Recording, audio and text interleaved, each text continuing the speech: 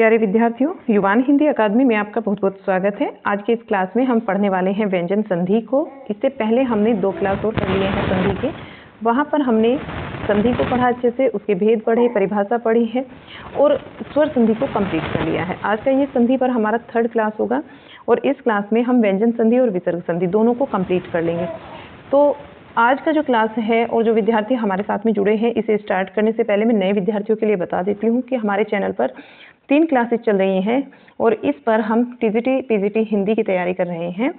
पहला क्लास आपको सुबह 8 बजे दिया जाता है। सुबह 8 बजे आपको देखने को मिलता है हिंदी साहित्य का क्लास। दोपहर 2 बजे आपको देखने को मिलता है पहले 3 दिन हिंदी व्याकरण और बाद के 3 दिन आपको देखने को मिलता है संस्कृत साहित्य। इन सभी की प्लेलिस्ट बनी हुई है, क्लास के डिस्क्रिप्शन में भी आपको मिल जाएगी। प्लेलिस्ट सीक्वेंस वाइज आपकी सारी क्लासेस वहाँ मेंशन की गई हैं। और अगर आप चाहते हैं चैनल पर जाना तो चैनल पर जाइएगा, सब्सक्राइब कर लीजिए चैनल को और वहाँ भी डिस्क्रिप्शन में आपको सारी प्लेलिस्ट जो है चैनल में दी हुई है और सीक्वेंस में क्लासेज हैं, आप वहाँ से भी देख सकते हैं या फिर इसी क्लास के डिस्क्रिप्शन में जाकर भी आप देख सकते हैं। तो चलिए फिर नई क्लास को आज की हम शुरुआत करते हैं व्यंजन संधि से। व्यंजन संधि क्या होता है? किसी भी व्यंजन का स्वर अथवा व्यंजन के साथ मेल होने पर जो भी उसमें विकार होता है, जो परिवर्तन उत्पन्न होता है, वह व्यंजन संधि कहलाता है। वह क्या कहलाता है? व्यंजन संधि कहलाता है। जैसे तत् धन लीन, तल्लीन होता है। तत् धन लीन को जब हम जोड़ते हैं, तत् और लीन को आपस में, तो क्या बनता है? तल्लीन बनता है। और तल्लीन में त जो है आधा त और आपका ल, इन दोनों के मेल से आधा ल बनता है। आधा त सत यानी कि सत धन जन में जब आधा तय जय के साथ में जुड़ता है तो वो ज बनता है। क्यों बनता है, कैसे बनता है, इसके लिए हमें कुछ नियमों को जानना आवश्यक है। वो नियम जब हम देख लेंगे, समझ लेंगे तो ये चीज़ें हमारे लिए बहुत ही ज़्यादा आसान हो जाएंगी, ठीक ऐसे ही जैसे स्वर संधि को आपने समझा है। चलिए देखते हैं कुछ नियमों को। व्यंजन संधि के कुछ नियम है। नंबर 1, वर्ग के पहले वर्ण का तीसरे वर्ण में परिवर्तन हो जाना। पहले वर्ण का तीसरे वर्ण में परिवर्तन हो जाना। जैसे कि मैंने जब आपको वर्णमाला पढ़ाया बेटा, तो उसमें मैंने बताया था कि क वर्ग जो होता है, इसी तरीके से च वर्ग होता है, उसी तरीके से च ट होता है, फिर त होता है और फिर प होता है। इसको क्या बोलते हैं? इसको कचट तपी भी बोलते हैं। ये वर्ग होते हैं और इस वर्ग का पहला जो वर्ण है वो क होता है। फिर यहाँ पर लिखती हूँ क, ख, ग और घ तथा अण, ये होते हैं।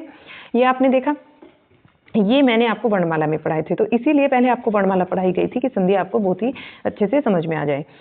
यहाँ पर कहा गया है कि पहले वर्ग के पहले वर्ण का, पहला वर्ण यानी कि क का तीसरे वर्ण में परिवर्तन यानी कि ग में परिवर्तन, क का ग में परिवर्तन होना, इस नियम को हम तेरे का नियम भी बोलते हैं। क्या बोलते हैं? तेरे का नियम भी बोलते हैं, यानी कि पहले का तीसरे में परिवर्तन होना। अब समझिएगा, क का ग में परिवर्तन, दिक धन अंबर दिगंबर होता है, दिक धन गज दिग्गज होता है।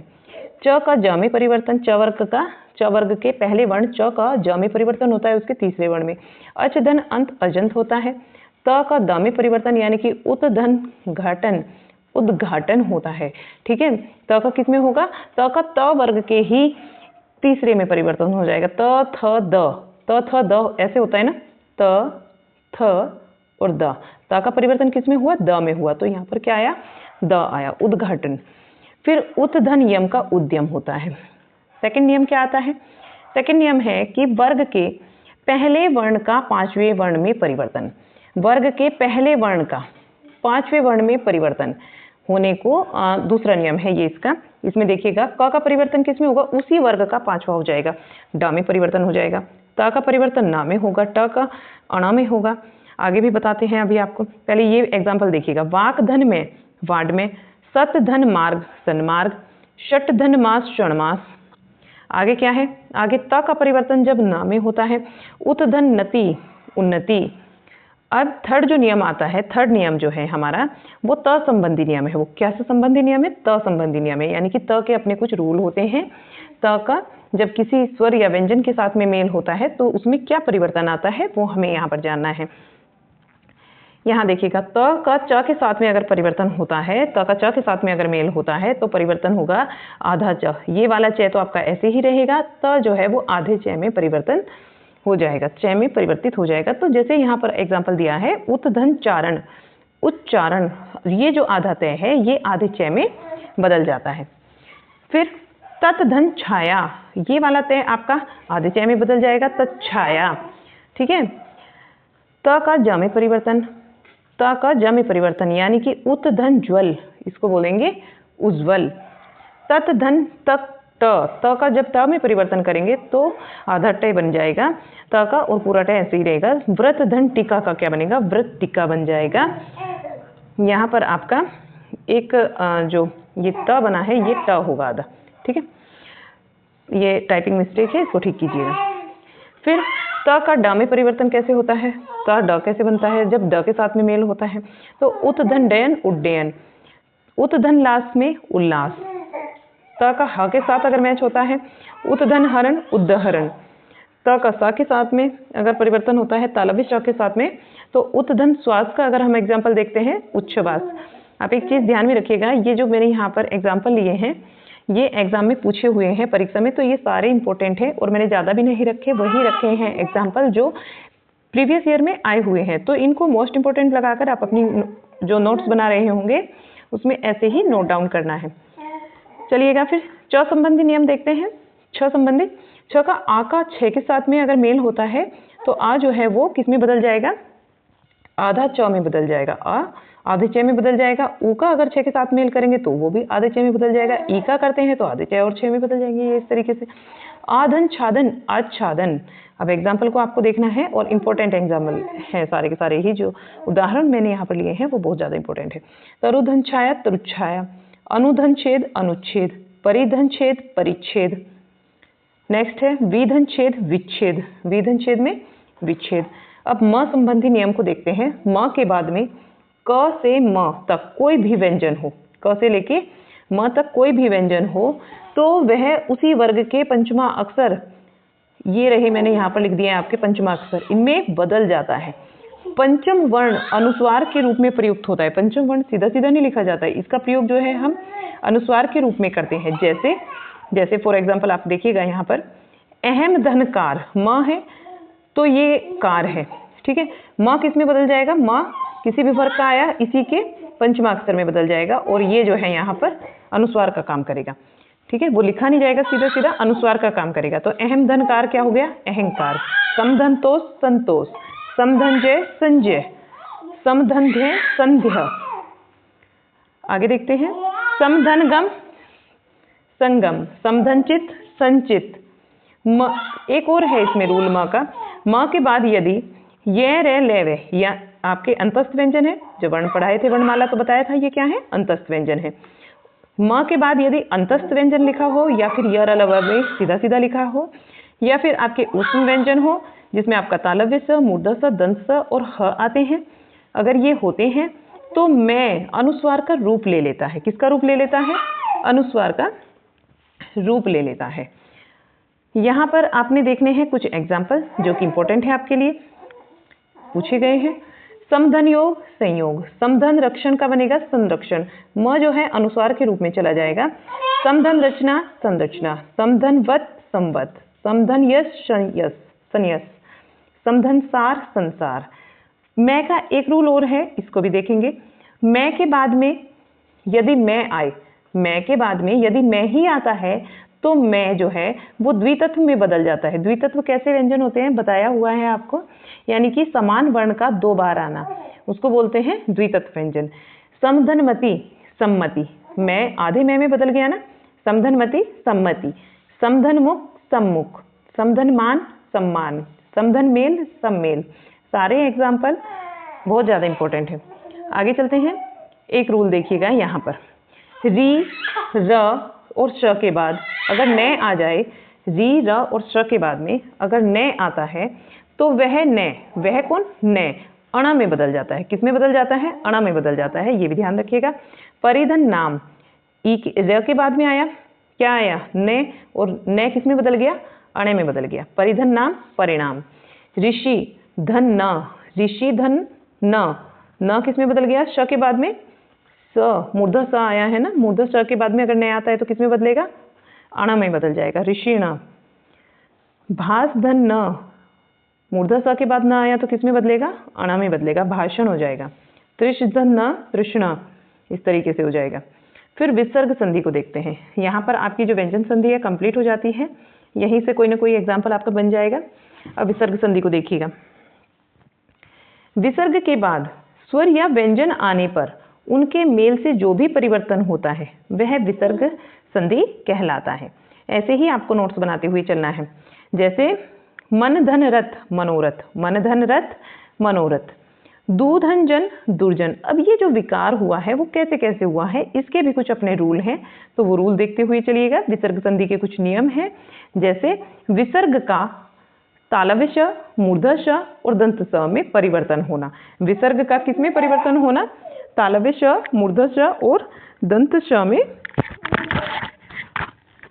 परिवर्तन होना क्या कहलाता है। अब जो आगे इसमें आएगा ये विसर्ग संधि का नियम है, और इसमें जो आगे हम परिवर्तन करेंगे वो कहाँ और कैसे होगा तो वो देखिएगा। यहाँ पर च और छ, च और छ का स में परिवर्तन होता है। क ख ट ठ और प फ, क ख ट ठ और प फ का स में परिवर्तन होता है मूर्धन्य स में। त और थ का दंत स में परिवर्तन होता है। अब आपने समझा क्या कहना चाहती हूँ मैं।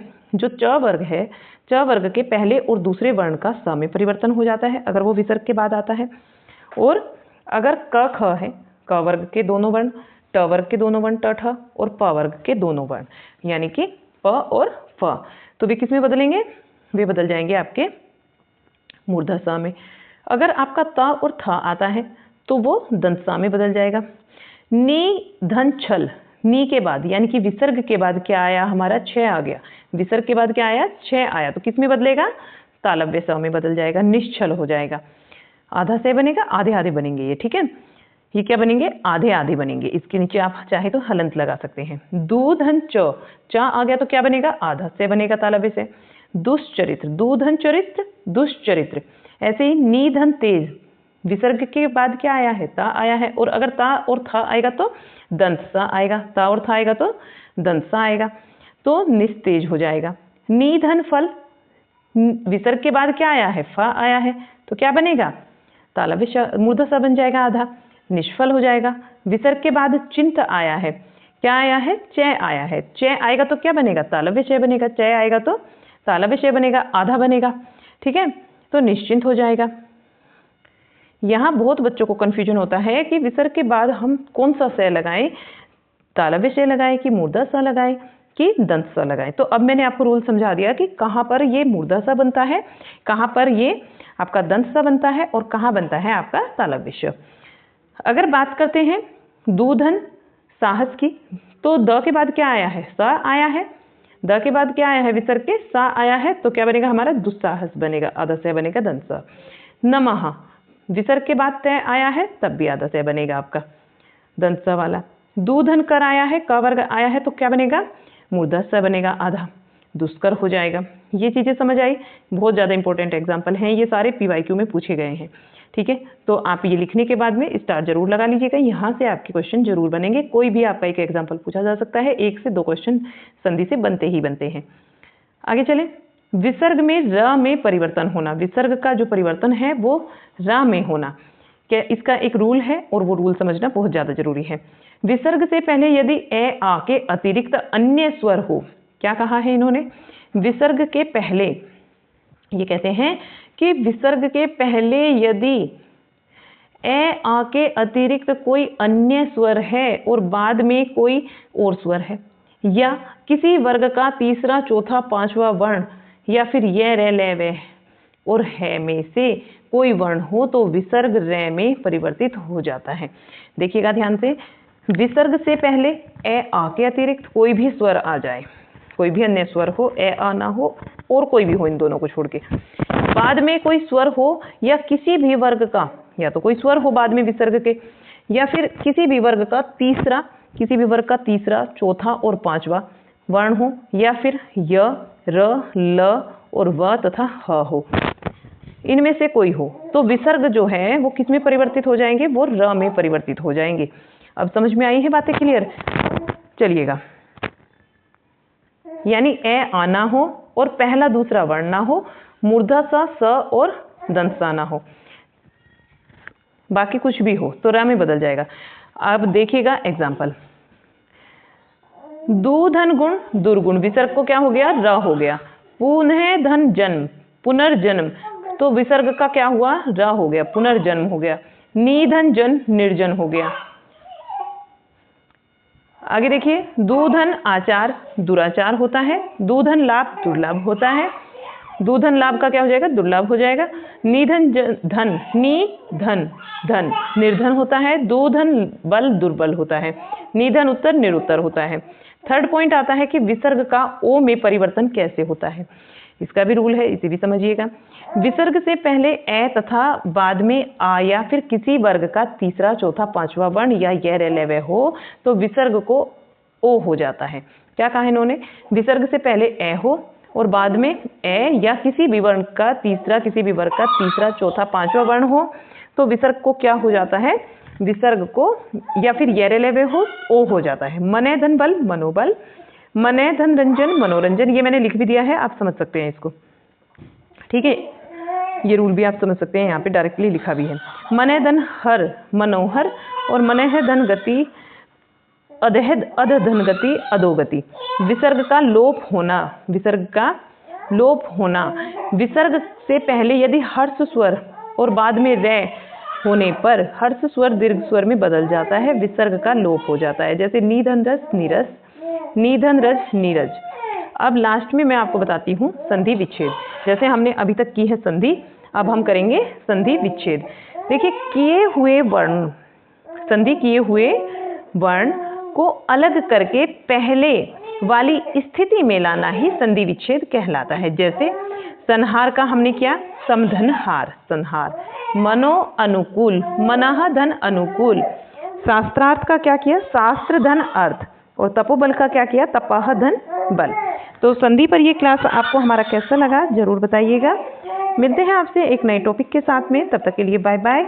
और अपने जो नोट्स है उसको बनाते रहिएगा, ठीक है, प्रिपेयर रखिएगा। चलिएगा, फिर मिलते हैं एक अलग क्लास में, बाय।